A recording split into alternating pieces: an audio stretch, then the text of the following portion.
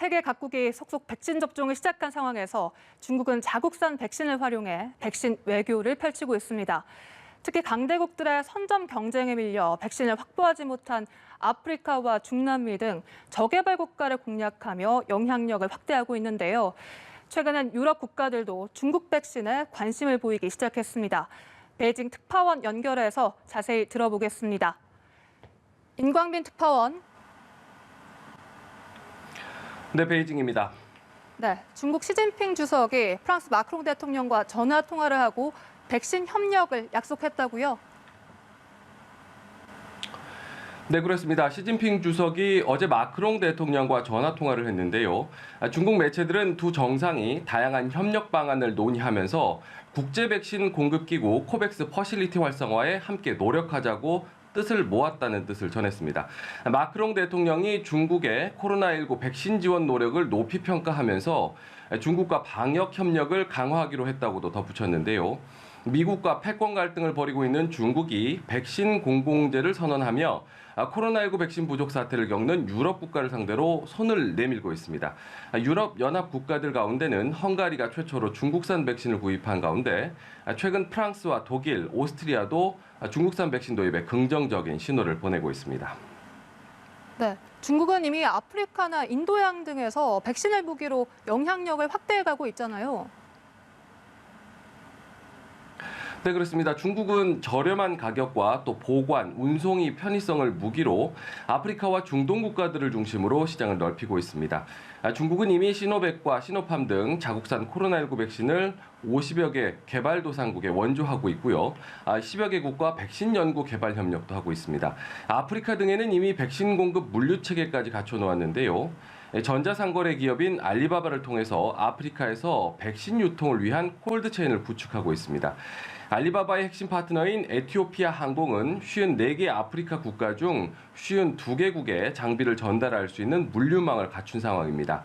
중국은 백신 외에도 아프리카의 질병관리 체계도 지원하고 있는데요.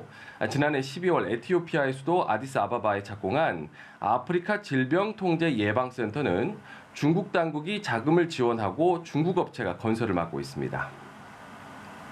네, 문제는 중국산 백신의 예방 효과일 텐데 실제로 이 예방 효과가 의심스럽다면서 백신을 거부하는 사례도 있다고요? 네, 중국산 백신의 예방 효과가 화이자나 모더나 백신과 비교해서 떨어진다는 이야기는 이미 여러 차례 나온 적이 있는데요. 앞서 말씀드린 대로 선점 경쟁에서 밀려서 중국산 백신을 구매한 일부 나라에서 의구심이 여전한 상황입니다. 필리핀의 경우 이번 주말까지 중국산 시노백사 백신 60만 회 분량이 도착을 하면 다음 주부터 접종을 시작할 계획인데요. 백신 접종에 우선 고려되는 의료진을 접종 대상에서 아예 빼기로 했습니다. 예방 효과가 50%에 그쳤다는 게 이유인데요. 필리핀 보건당국은 18세에서 59세 사이 건강한 성인만 접종 대상이라고 밝힌 상황입니다. 네, 중국 백신에 대한 의구심, 외국뿐만 아니라 중국 내부에서도 이 백신을 맞겠다는 사람이 응답자의 절반이 채 안 된다고요. 네, 그렇습니다. 중국에서 백신 접종을 담당하는 의료진과 방역 인력의 40%가량만 백신을 맞겠다 이렇게 답한 조사 결과가 있었습니다.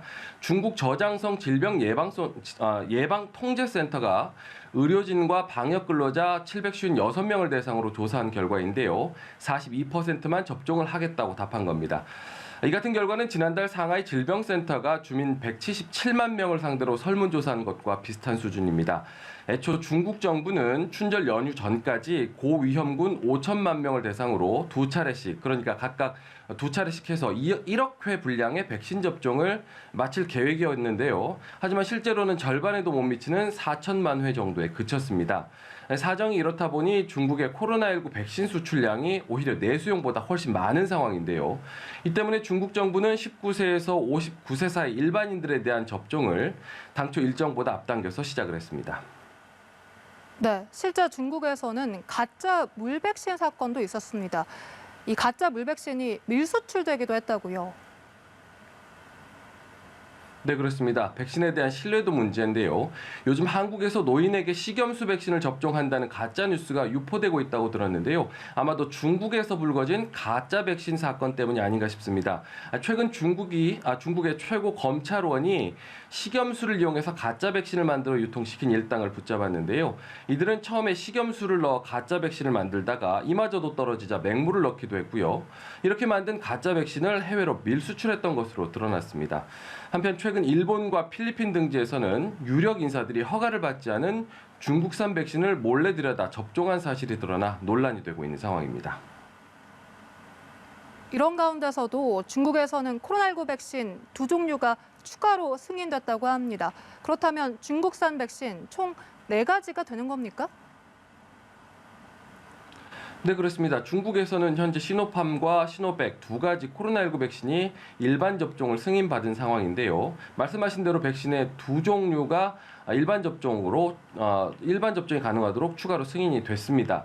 한 가지는 시노팜이 기존 백신 외에 추가로 개발한 것이고요. 또 하나는 캔시노 바이오가 신청한 백신입니다. 이에 따라 중국에서 개발이 돼서 일반 접종이 가능한 백신은 모두 4가지로 늘었습니다.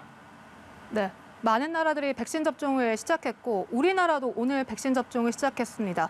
이렇게 백신 접종을 시작한 국가들 사이에서 백신 여권 도입이 검토되고 있다고 하는데 중국도 이에 대한 참여를 검토 중이라고요? 네, 그렇습니다. 유럽에서는 지난해 말부터 코로나19 백신 접종이 시작되면서 일부 유럽연합 회원국이 백신 여권을 도입하겠다 이렇게 밝혔습니다. 코로나19 백신을 맞은 사람에게 일종의 증명서를 발급을 해서 여행이나 식당, 콘서트에 갈 수 있도록 하는 방역 제한 조치를 완화하겠다 이런 구상입니다. 각 나라의 사정에 따라서 입장이 엇갈리고는 있는데요. 일단 국제항공운송협회가 본격적인 여행 재개를 위해서 다음 달 말 디지털 여행 패스를 공식 출시할 예정입니다. 백신 여권으로도 불리고 있는데요. 중국도 이 백신 여권을 도입을 검토하는 것으로 알려졌습니다. 국제항공운수협회는 올해 하반기 항공업계가 회복할 가능성이 있다고 전망을 하고 있는데요. 각 나라들이 얼마나 백신 여권 발급에 동참하느냐가 마지막 관건이 될 것으로 보입니다. 지금까지 베이징에서 전해드렸습니다.